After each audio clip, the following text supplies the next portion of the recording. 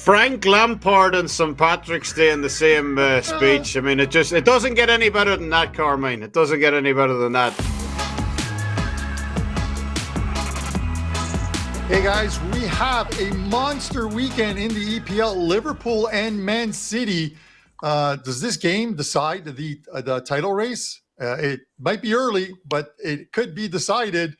If you're a fan of the team, we're going to find out in a couple of minutes what the guys on the Stoppage Time have to say about this game. But before we get to the first game, I'm going to ask you guys, while you're here, to quickly hit that subscribe button, like and comment in the comment section below. Let us know who your best bet is.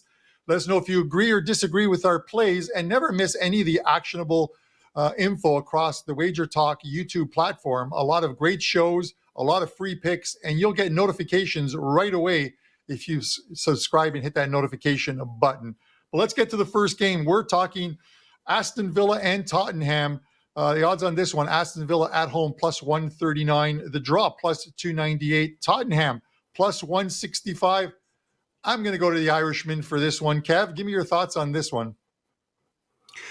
Square, Carmine. I like goals in this one. I know I'm supposed to like goals, but I just can't help it. I just can't see how this game stays under the total on Sunday. You know, Villa have been impressive at home this season, no question. 77% win rate overall, 2.38 points per game generated as well. But, you know, they're going to be coming off a short week in Europa Conference League action. And defensively, they've been, you know, extremely vulnerable as well. You know, just one clean sheet across the last 6 home games and all. And since January the 15th, Villa own the league's 5th worst defensive XGA numbers at home as well. So, you know, we know Tottenham can definitely take advantage of that here, you know, and get at them at the back from an offensive standpoint. Saying that on the flip side, you know, we know how much Tottenham have struggled defensively this year. They've been extremely vulnerable themselves. You know, their clean sheet percentage in the league is that just 19% on the season as a whole. So I think both teams getting the score sheet here, you know, perhaps multiple times as well. You know, Tottenham's games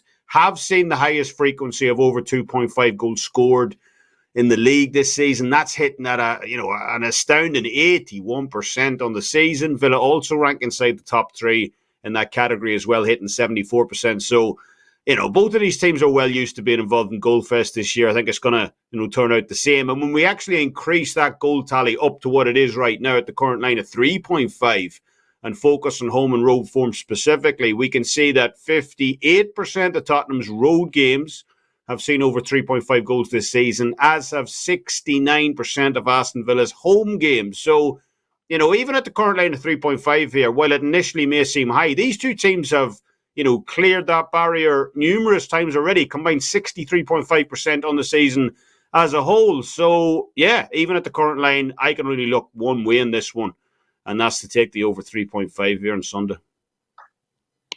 I don't think it's square, Kev. I like that play as well too. And as you mentioned, you look at these two teams, look at Villa as well too, and that sometimes leaky Spurs defense and defending, especially on away from home on the road, and it sets up for an exciting game. 3 exciting games this weekend that we're gonna discuss. Nick, this Spurs team, I think you and I both had them last week. I was very close last weekend to releasing a 5% play on the Spurs -1. And then watching the game, I released it as a 4. And then watching the game as a scores in the 59th minute for Crystal Palace, I'm like, oh, dear God, here we go. And then out of nowhere, Timo Werner. Who would have thought Timo Werner scoring a goal, followed by Pavlos' favorite tackler, Romero, and then Son ices it with a goal, 3 goals in 11 minutes, and they win that game 3-1. I was happy to win the 4. I felt bad that I didn't release it as a 5. Give me your thoughts on this Spurs team. Timo Werner's first goal since 2019. This just in. Listen, I know we like when I disagree with Kevin. Unfortunately, I am on the same side here. I'm going to suggest a slight tweak to what he said, and he actually hinted at, he said goals. I agree with goals. He mentioned both teams to score, which I also agree with. I mean, listen, it's 3.5 goals. If it's going to go over that total, it seems very unlikely that it would come all from one side. So you can take over 3.5. I think it's minus 115 or so right now. You can take both teams to score and over 3.5. Again, the assumption is that's probably how it's going to get done. It'll save you 15 cents. You can get it for even money. So just a slight tweak on what Kevin said. Everything he mentioned as far as, stats are there. I agree with them. One thing for Aston Villa at home, really, Villa Park just seemed to be the new Anfield this year. They were just rolling everybody for so long. I mean, back-to-back wins over Arsenal and City at one point, and then they have slipped up in their last couple of games, and it has been on the defensive side. In fact, if you look at the data and their home matches defensively, their first 12 home matches this year, which does include the 3 Conference League games, they allowed 0.85 expected goals. Last 4 matches, they've allowed 2.29. I mean, that's significantly worse. So that is one big reason we're looking at goals here. And Kevin also hit on the head with the Spurs. Goal fests all season long. I'll mention the big clubs, the quality teams they've faced in away matches. 2-2 at Arsenal, 3-3 at City, 2-2 at United, 2-4 at Brighton. I think it just gives you an idea of what happens when these when Spurs are on the field and they're playing somebody else that has quality. The first meeting did end with 3 goals. Aston Villa won 2-1, but there were a total of 33 shots, 13 on goal, over 4.6 expected goals in that matches. So there were plenty of chances to get even more there, and I just think we're going to see a lot of chances once again. And nothing in Tottenham's recent results suggest any changes defensively either, as only one of their last 17 matches, this is crazy, only one of their last 17 matches has not reached at least 3 goals scored, and all of them both teams have scored. So both teams score plus over 3.5, even money, saves you a few cents than just taking the total as is. All right, Nick Borman of WagerTalk. Pavlos, you get the last word on this one.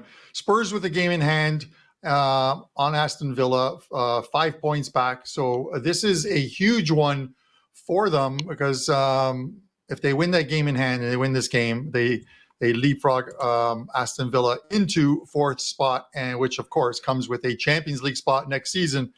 Does that come into your thinking on this game at all?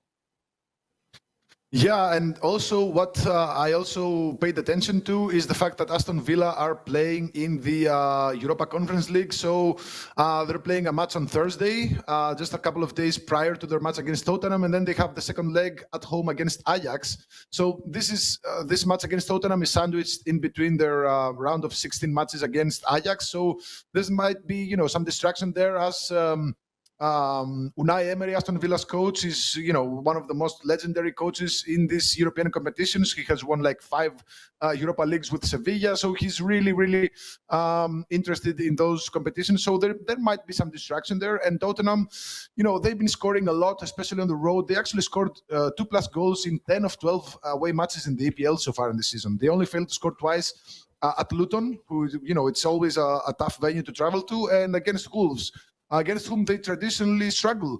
But Tottenham, scored 2+ goals in 7 of their last 8 trips to this venue. And Aston Villa, they're just very, very leaky at this point in the season. They conceded 2+ goals in each of the last 5 home matches across all competitions. Even in their wins, they just outscored the opponent. So I think I totally agree with you guys saying that this is going to be a goal fest. I think Tottenham, even though they have some injuries up front, I think they can score twice here. They can take advantage of whatever distractions Aston Villa might have from the Europa Conference League, and they're going to score twice. And you guys mentioned Romero. So this is the first season in his life that he has equal amount of goals than cards. He usually has like 15 cards, 0 goals. This season he has 4 cards, 4 goals. So that's probably a turning point in his career. But as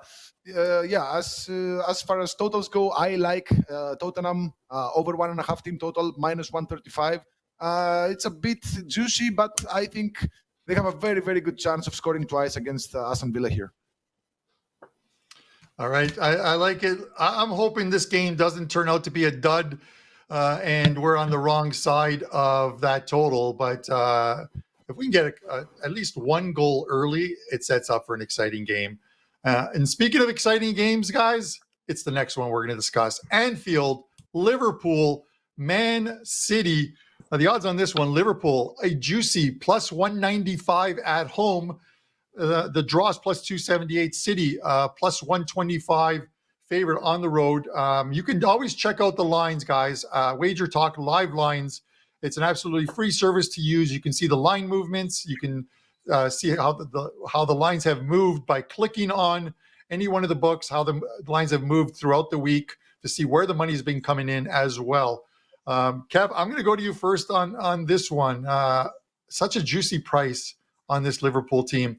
I'm going to throw this one out there because I have a friend who is a Liverpool fan, and he sent me a message. He's like, Michael Oliver has been assigned to this game. So do we see a red card or penalty?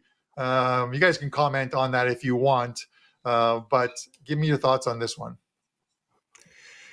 Well, not to put a dampener on your excitement, Carmine, but I personally really struggle to find value in this game. I went through goals, I went to corners, I went to cards, I went to first halves.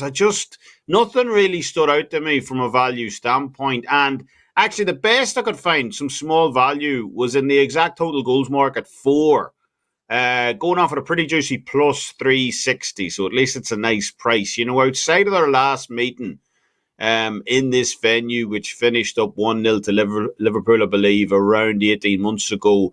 And to be honest, I'd be very surprised if we see that scoreline happen again. 3 of their previous 4 meetings before that finished with exactly 4 goals. 2-3-1 Liverpool victories, plus a 2-2 draw as well. So, like I said at the start, this is not a game that'll make my card. I don't really like the side. I don't like the total either. But from a pure frequency perspective, laying a few bucks in the exact total goals market here at 4 at some pretty big odds as well, plus 360.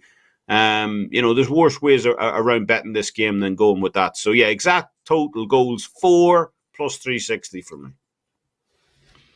That is one juicy price, Kev.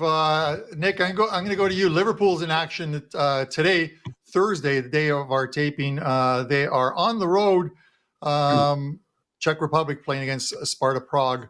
We don't know what their lineup's going to look like. It should be out soon, but I'm assuming they'll possibly rest a couple players. It's a leg 1 fixture because this Sunday one is obviously the more important game for them right now.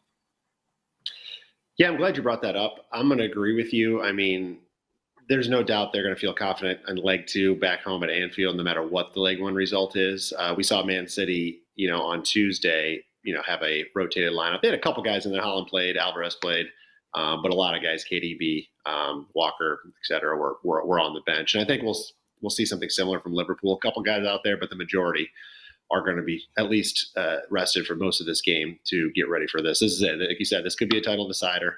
And I have a hard time separating the teams. You look at everything statistically, they're very close in almost every, major aspect you're going to look at. The one major one, I guess, that it has a difference is City has allowed 8 expected goals less over the course of the season than Liverpool, though the Reds have created a few more chances offensively. A lot of times in these kind of matchups, it's not really how you're playing today. It's, Pavlos likes to talk about this. It's the history between these teams, right? A high profile matchup. It's kind of more important to look back at that. The one that I just can't get away from, first of all, City has just 2 wins in the last 8 meetings, and it has felt like Liverpool's been down the last couple of seasons. So I was a little bit surprised by that. They've only won 2 out of the last 8. They've only won 5 of the last 19. At Anfield, City has 2 wins ever, period, 2. And I know you go back, 10 years ago, and City was not the City they are today. They're a relatively new team in the terms of history of the Premier League. However, it is worth noting that they just don't come in here to Anfield and win very often. I'm very surprised, to be honest, for how good Liverpool has been playing, that they are getting a head start at home. They haven't lost there all season. So it's just like, how do you not want to jump on the head start? It's plus a quarter of a goal. I mean, we'll cash something if this match ends up in a draw. So I can't separate them. I'm going to take the head start. Home field advantage plus a quarter of a goal, I think, is the way to go. I just don't see City coming in here. If they win it, it's going to be extremely close match, and we'll probably be saying at the end of the game, well, Liverpool played well and they could have easily got something from that, and I'm okay with that. But I think Liverpool will have a very good chance to win draw, if not win.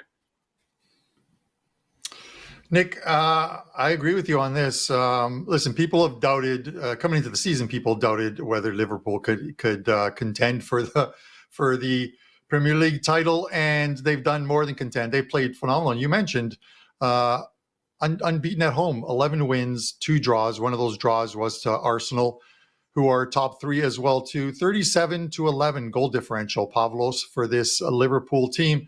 And I get it. They're playing Man City. We expect Man City. Everyone wanted to give them the crown before the season had even started. But this is why they play the games. Give me your thoughts. What a match. This is probably one of the best matches to watch this on Sunday, probably this season altogether. This, as you said, Carmen, this is a decider as to who takes the title in the EPL this season. To be honest, I see a draw here. There's several reasons why I like the draw. However, this is not my play. I'm going to take Liverpool plus the quarter goal. I totally agree with Nick. This historical data, they mean a lot, especially in matches between two teams who are always fighting for the title. This is an eye-popping statistic that Manchester City have won just once here in over 20 years. 20 years, they've just one win in this venue. And, these are, past seasons where last season, for example, it was Liverpool who were struggling. Other seasons, they were, neck to neck fighting for the title, no matter the circumstances, no matter the season, no matter who plays in it. This has always been one of the toughest venues for Manchester City to travel to, and I expect something similar today. Now, you can take Manchester City plus, money line plus 120. I wouldn't blame you, but we're betting with the odds that we have here, and again, I'm totally agreeing with Nick here. Catching a plus a quarter goal head start in what is the match of the season really appeals to me. I mean, if nothing happens in this match, you're going to win something. If it's a goalless draw, which I really doubt, I think there's going to be goals.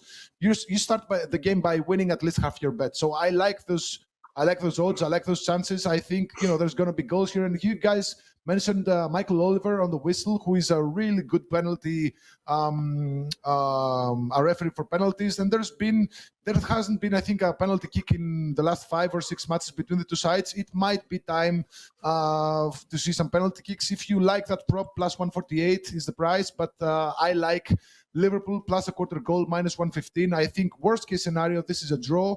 And if it's a draw, maybe throw some beer money on the 2-2 correct score at plus 1100. But again, Liverpool plus the quarter goal at minus 115 is a really, really good option to bet on this match. Pavlos, great breakdown on that one. The only thing I have to disagree with you on is throwing beer money on it. My beer money specifically goes to buying beer. So I'm sorry. I could throw some broccoli money because I do not like broccoli. So we'll do that. Listen, before we get to the next game, and this is a Monday fixture, so you'll have plenty of time to bet this one, guys. I want to remind you to hit that subscribe button, the like button as well on this video. Never miss any of the actionable info at WagerTalk. And if you head over to the WagerTalk site, always click on our deals section because there are some great deals for these guys. Who are putting out some great videos and some great segments of their own. And we've got in March is going to be great. Next Thursday at WagerTalk, $5 customer appreciation. We're going to have, with the baseball kicking off, half off packages. St. Paddy's Day, the 17th, where we're going to have something on this show to honor Kevin St. Paddy's Day. And then, of course, the Easter promo at the end of the month. So tons of stuff over at WagerTalk, and you'll find it in the deals section each and every day. We update that. All right, Chelsea and Newcastle. This one goes on Monday, the final one to close out the round. Chelsea, minus 112. The draw, plus 310. Newcastle, plus 266. I'm going to start with one of the biggest Chelsea fans I know, Kevin, because I know when he goes out at night, he's wearing the Peter Cech protection helmet. He's wearing his John Terry Defenders jersey, and he might be wearing some Frank Lampard shorts. Kev, give me your thoughts on this game. Frank Lampard and St. Patrick's Day in the same speech. I mean, it doesn't get any better than that, Carmine. It doesn't get any better than that. To go from the good to the bad, how can you trust either of these two teams with your money? I just don't know. Chelsea just won, winning 5. Newcastle owning a 1-2, drawn 2, lost 1 record across their last 5 as well. So wildly inconsistent form from both of these teams. Not the kind of environment I'd even want to be spending me broccoli money in terms of backing them. But there is one player I really like in this game. and that is in the corners market. Newcastle owns the second lowest corner rate out of any team in the Premier League this season away from home, and they actually own the lowest outright percentage. In terms of the number of their games which clear the standard 9.5 corner line, just 38% of all Newcastle's road games this season have gone over that total. On the other side, Chelsea pretty much in the same vein as well. They haven't produced an awful lot of corners as a whole this season. The Blues ranked 5th from bottom in overall corner rate at home. Just 42% of their home games this season have seen more than 10 total corners take place. So again, this line is currently at 10.5 for the corners here. It is juiced to the under, minus 142 right now, I believe. But I'm in full agreement with that here. I don't believe we see this one get to 11 corners on Monday night. So yes, under 10.5 corners for me, minus 142 between Newcastle and Chelsea. I like it, Kev, mixing it up a little bit. And we're going to have some St. Patty's Day stuff going on. Nick, I'm going to go to you next. I poked fun at Kev for a second, so I'm going to go at you. You remind me of, you guys can go back and or go on to Google and punch in the name Ron Harris for Chelsea. He was a defender from the 60s and 70s. They called him the Chopper because of his style of defending. So, Nick, I'm going to you on this one. You resemble Ron Harris, the Chopper. Give me your thoughts on this game. Clearly, he's a very good-looking fellow, so I appreciate that, Carmine. Yes. As we move into this match, I'm going to start off by saying I agree with Kevin in the sense that both of these teams are wildly unpredictable and hard to bet on. Newcastle, all season, really just on the road, it's been tough for them. They only have the 3 wins. 2 of those, Sheffield and Nottingham, so who cares? They did have 1 solid win over Villa, but losses to Bournemouth and Luton certainly don't inspire confidence in backing them, even getting a head start. On the other side, Chelsea, obviously not great either. 5 home wins, but only 1 against a decent side, which was Brighton. Otherwise, their wins came against Fulham, Palace, Sheffield, and Luton. So, again, nothing to brag about there. Behind both the results, both teams are very similar in all things expected, right? Expected goals allowed, and thus expected points. I mean, there really isn't much to separate these sides. I would look at goals again here instead. Both teams have struggled defensively. Chelsea allow 1.67 expected goals per match. It does drop at home to 1.35, but in the sense of being home field, that is kind of high for a quality club. It's still nowhere near the elite clubs. You're going to see numbers under 1 from your Cities and your Arsenals and Liverpool. Newcastle has been worse, 1.73 expected goals allowed, which rises to a whopping 2.2 on the road. The total is high for a reason, right? It's at 3.25 right now. You could take that. You can maybe buy it down to a flat 3 to give you a little safety. I'm looking at the both teams to score and over 2.5 combo market. It's priced a little high, minus 145. But I feel like 3 goals coming and both teams getting on the board just seems so likely in so many scenarios. I see that happening. And overall, I just think we're going to see chances from both sides. And, it's one of those games. You don't trust the defense. It's hard to trust either side because of that. But because of it, you think you're going to see chances each way. So both teams to score and over 2.5, minus 145, I think is all right here. All right, Pavlos, you have the final word on this one. I'm not going to compare you to any player, my friend. So give us your thoughts on Chelsea and Newcastle. But I'm going to ask you this, Pavlos, and you can answer this at the end if you want. With the kind of season that Chelsea's had, is Eddie Howe gone if they don't get a European spot next season? Yeah, I'm going to start with the answer, actually. Most definitely. For whatever reason, EPL sides keep their managers employed for way longer than they should. Look at Manchester United. Look at Chelsea. I mean, Chelsea, they spend like $1 billion literally in the last 3 transfer windows alone. And all they have to show is 11th in the EPL and no European play. He's definitely out, if you ask me. So, I think this match is a very strange one. Both teams started the season with a lot of expectations, but they're way below those expectations right now. Newcastle sitting 8th in the EPL, Chelsea, again, sitting at the 11th spot. So they most definitely need to have a good last third of the regular season and hopefully get a top 5, top 6 finish.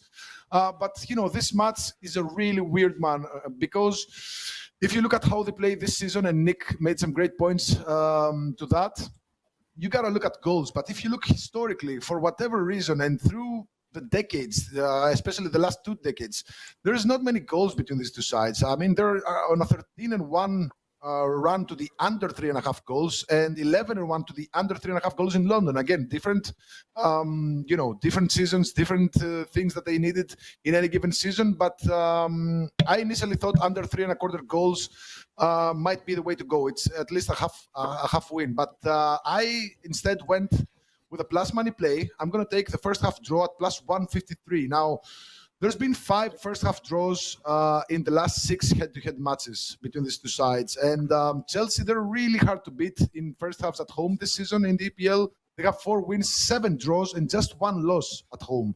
While Newcastle in first halves on the road, they've not been that good. They have 3 wins, 4 draws, and 6 losses. But Chelsea are struggling. Newcastle are struggling. I think the first half, now they're probably going to feel each other out, try not to concede. I think neither of these two sides wants to go to the locker room in the halftime down, chasing the other team. So I think we'll see a very careful first half.